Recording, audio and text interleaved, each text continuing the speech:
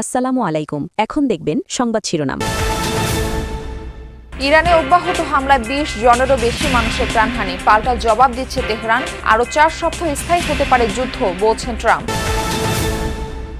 আজ খামেনির জানাজা। ইরানের শাসনভার গ্রহণ করেছে ৩ সদস্যের অন্তর্বর্তী গার্ডিয়ান কাউন্সিল। যুদ্ধ পরিস্থিতিতে বিশ্ববাজারে ১০% বেড়েছে অপরিশোধিত তেলের দাম। মশা নিধন আর যানজট নিরসনকে প্রাধান্য দিতে চান ঢাকার উত্তরের নতুন প্রশাসক। বিশেষ গুরুত্ব পাবে রেল যোগাযোগ।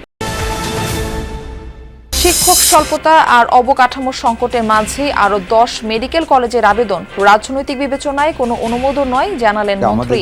এতক্ষণ শুনছিলেন সংবাদ শিরোনাম, এবারে শুনবেন বিস্তারিত। ইরানের বিভিন্ন স্থানে জোরদার হামলা চালাচ্ছে যুক্তরাষ্ট্র ও ইসরায়েল যৌথ বাহিনী। তেহরানের নীলুফার স্কোয়ারে হামলায় নিহত হয়েছে ২০ জনের বেশি। স্থানে সোমবার ভোররাতে রাজধানীর বিভিন্ন স্থানে জোরালো বিস্ফোরণের আওয়াজ পাওয়া যায়। আবারও হামলা হয়েছে পাস্তুর এলাকায়, যেখানে সর্বোচ্চ নেতা ও প্রেসিডেন্টের কার্যালয় সহ গুরুত্বপূর্ণ অনেক সরকারি ভবন রয়েছে। তেহরানের গান্ধী হাসপাতালে হয়েছে ভয়াবহ হামলা, অনেক হতাহত ও ক্ষয়ক্ষতির আশঙ্কা করা হচ্ছে সেখানে। রাজধানীর পশ্চিমে হামলার শিকার হয়েছে একাধিক সামরিক স্থাপনা ও বেসামরিক ভবন। যুক্তরাষ্ট্র ইসরায়েলের যৌথ হামলায় ১,০০০-এর বেশি টার্গেট আক্রান্ত হয়েছে বলে জানিয়েছে মার্কিন বাহিনী, যাতে এ পর্যন্ত নিহত হয়েছেন কমপক্ষে ৪০ জন শীর্ষ নেতা। গার্লস স্কুল হামলার ঘটনায় প্রাণহানি বেড়ে দাঁড়িয়েছে ১৮০ জনে। যুক্তরাষ্ট্র ইসরায়েলকে শক্ত জবাব দিচ্ছে ইরান। একযোগে হামলা চলছে মধ্যপ্রাচ্যের বিভিন্ন মার্কিন ও ইসরায়েলি ঘাঁটিতে। ইরানের মিসাইলের টার্গেট হয়েছে বাহরাইন, কাতার, কুয়েত, জর্ডান, সৌদি আরব, সংযুক্ত আরব আমিরাত ও ইরাকের মার্কিন ঘাঁটি। বাগদাদ বিমানবন্দরের কাছাকাছি যুক্তরাষ্ট্রের ভিক্টোরিয়া ঘাঁটিতে হয়েছে হামলা। বাহরাইনের মিনা সালমান বন্দরে আঘাত হেনেছে মিসাইল, সেখানে বিস্ফোরণ ও অগ্নিকাণ্ডের ঘটনা হয়েছে। প্রাণ গেছে একজনের। ইরানের ছোড়া ৬১টি মিসাইল ও ৩৪টি ড্রোন ভূপাতিতের কথা জানিয়েছে বাহরাইন। বেসামরিক স্থাপনায় হামলার নিন্দা জানিয়েছে দেশটি। সিরিয়ার দামেস্কে ইরানের হামলায় আহত হয়েছে ৪ জন। এদিকে লেবানন থেকে ইসরায়েলকে লক্ষ্য করে রকেট ছুড়েছে হিজবুল্লাহ গোষ্ঠী, জানিয়েছে হাইফা বন্দর টার্গেট করে হামলা চালিয়েছে তারা। রকেট ভূপাতিতের দাবি করেছে তেল আবিব। কোনো ক্ষয়ক্ষতি হয়নি বলেও দাবি দেশটির। আগামী ৪ সপ্তাহ পর্যন্ত স্থায়ী হতে পারে ইরানের বিরুদ্ধে চলমান অভিযান। ব্রিটিশ পত্রিকা ডেইলি মেইলকে দেয়া সাক্ষাৎকারে এমন মন্তব্য করেছেন মার্কিন প্রেসিডেন্ট ডোনাল্ড ট্রাম্প। জানান, এখন পর্যন্ত হামলার ফলাফলে বিস্মিত নন তিনি। ইরানের হামলায় মার্কিন সেনা হতাহতের বিষয়ে ট্রাম্পের দাবি, তার দ্বিতীয় মেয়াদে এটি প্রথম হতাহতের ঘটনা। ওয়াশিংটনে এক বিবৃতিতে মার্কিন প্রেসিডেন্ট হুঁশিয়ারি দেন, সব লক্ষ্য পূরণ না হওয়া পর্যন্ত হামলা চলবে ইরানে। ৩ মার্কিন সেনা নিহতের প্রতিশোধ নেবেন বলেও জানান। ইরানের হামলায় আরও বেশ কয়েকজন মার্কিন সেনা হতাহত হয়েছে বলে শঙ্কার কথাও বলেন ট্রাম্প। জানান, আরও বিশাল বহর নিয়ে ইসলামিক রিপাবলিকের উপর হামলা চালানো হবে। অন্যদিকে এখনও ইরানের সাথে আলোচনার পথ খোলা আছে বলেও জানান মার্কিন প্রেসিডেন্ট, তবে এই বিষয়ে বিস্তারিত কিছু বলেননি।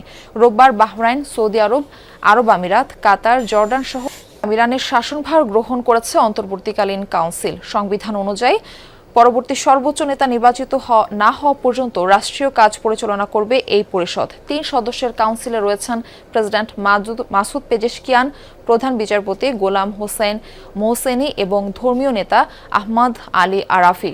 অন্তর্বর্তী কাউন্সিলের নেতৃত্বে পরবর্তী সর্বোচ্চ নেতা নির্বাচনের কাজ চলবে। কাউন্সিলের ডাকা বিশেষ অধিবেশনে বিশেষজ্ঞ প্যানেলের ভোটাভুটির মাধ্যমে নির্বাচিত হবেন সর্বোচ্চ নেতা।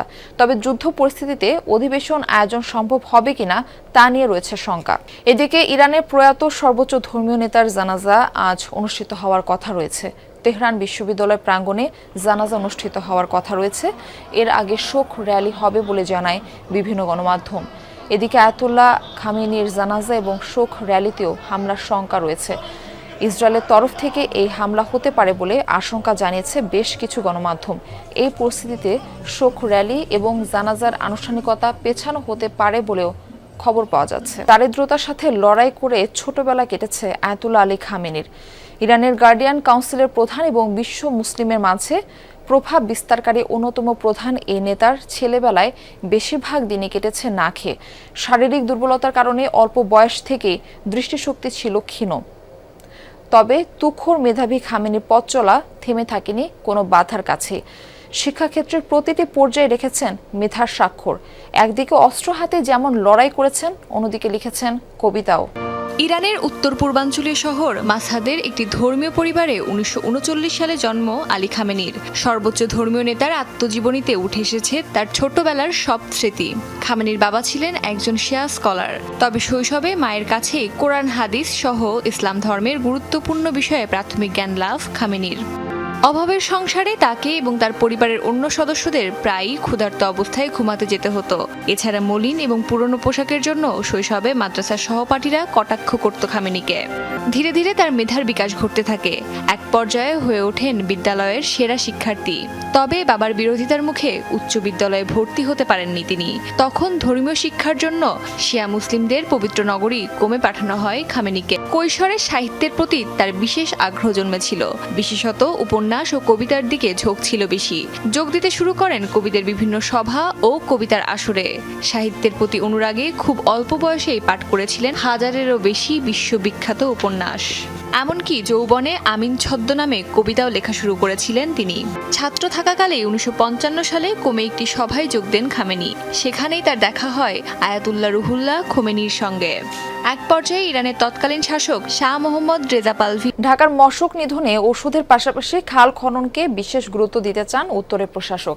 সে সাথে ড্রোন ও নর্দমা পরিষ্কারে দৃশ্যমান উন্নতি করতে চান তিনি। বলেন, কেবল মশার ওষুধ ছিটিয়ে ঢাকাবাসীকে স্বস্তিতে রাখা সম্ভব নয়।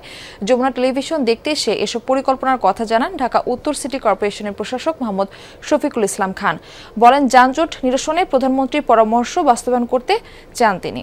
ক্ষমতায় আসার পর 6 সিটি কর্পোরেশনে প্রশাসক দিয়েছে বিএনপি সরকার। এর মধ্যে ঢাকা উত্তর সিটির দায়িত্ব পেয়েছেন শফিকুল ইসলাম খান মিল্টন।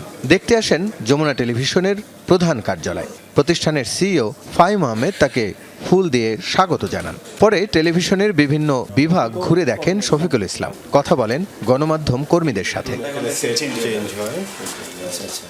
ঢাকা উত্তরের নাগরিক সেবা নিয়ে তার নানান পরিকল্পনার কথাও জানান তিনি। বলেন, নগরীর যানজট নিরসনে তার পরিকল্পনার কথা। দীর্ঘমেয়াদী মনোরেলের পাশাপাশি রয়েছে স্বল্পমেয়াদী ব্যবস্থার ভাবনাও।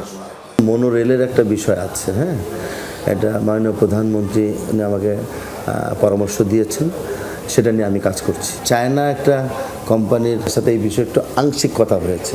আমরা আশা করছি আগামী 7-8 দিন পরে আনুষ্ঠানিকভাবে তাদের সাথে এই বিষয়ে কথা বলতে। এত বছরেও ঢাকায় এডিস মশার উপদ্রব খুব একটা কমানো যায়নি। মশাবাহিত ডেঙ্গু সহ অন্যান্য রোগের বিস্তারও ঠেকানো যায়নি। নতুন প্রশাসক জানান, কেবল ঔষধ ছিটানোয় সীমাবদ্ধ থাকবে না তার প্রশাসন। শুধু ওষুধ এবং স্প্রে করে ফগার মেশিন এবং ধোঁয়া দিয়ে আসলে মশা নিয়ন্ত্রণ করা যায় না। এটার পাশাপাশি আমাদের দীর্ঘদিনের যে ছোট ছোট খালগুলো আছে, নর্দমা আছে, এই খাল খননগুলো আমরা উদ্যোগ নিয়েছি। আমরা নেক্সট উইকে এটাকে অপারেশনে চলে যাব। এটা চলমান থাকবে। সামনে বর্ষার সিজন চলে আসবে, যদি আমরা